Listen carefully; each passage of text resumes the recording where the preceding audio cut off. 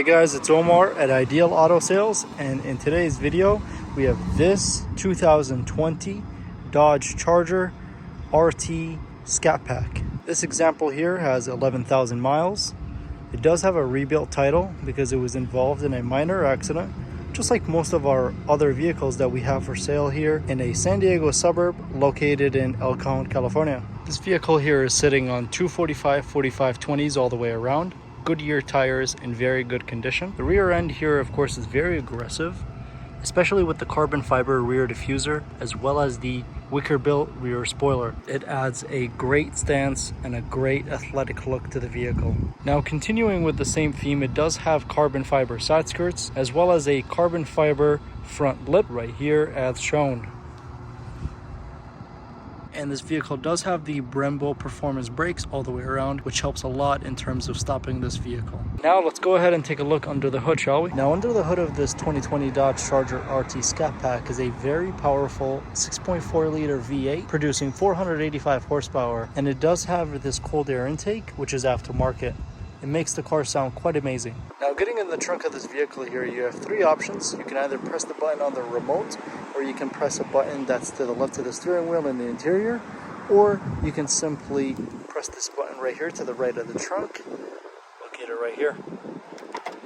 Now, the trunk of this vehicle is quite spacious. Now, before we get into the vehicle, a couple things to mention. It does have keyless entry, so as long as you have the keys in your hand or in your pocket, you can simply press this button here to lock the car, or you can put your hand right under the handle to unlock all doors. And the second thing to mention is that it does have blind spot monitoring system, which is a very handy safety feature. Now, as we open the driver's door and get into the vehicle, it does have a Scat Pack door sill. Looking at the material that was used in the interior, of course, starting out with the door panel, some very nice material was used. You've got some very soft leather, some contrast stitching here on the door panel, and you've got a very soft touch leatherette material. Let's get in, shall we? Now, sitting here in the driver's seat of this vehicle, I've always loved the seats that Dodge and Chrysler put in these vehicles because they're very wide, very comfortable. I've always referred to them as lazy boy chairs. To point out a couple controls and features here, the vehicle does have a pair of shift paddles. Right underneath them, you do have behind the steering wheel on both sides. On the left side are a couple buttons to control the next and previous track, and on the right side behind the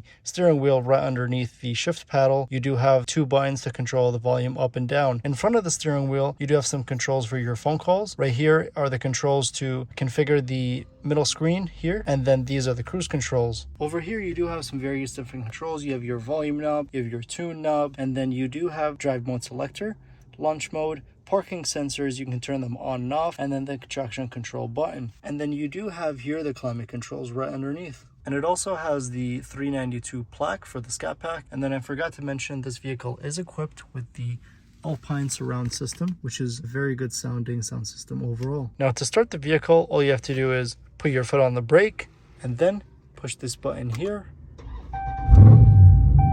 Really roars to life. Now, this vehicle is equipped with the performance pages that shows you all sorts of information. Let's go ahead and take a listen to that exhaust, shall we?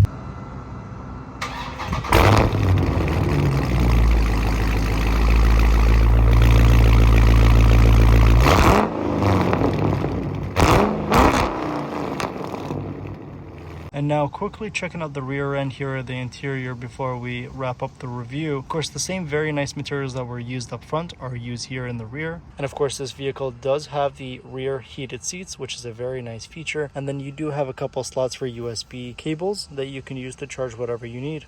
That's going to be pretty much it for today's video, guys. If you guys are interested in either inquiring about the vehicle or if you have any questions, go ahead and hit the link that's down in the description below. Thanks for tuning in. I appreciate you guys watching this video, and we will see you next video.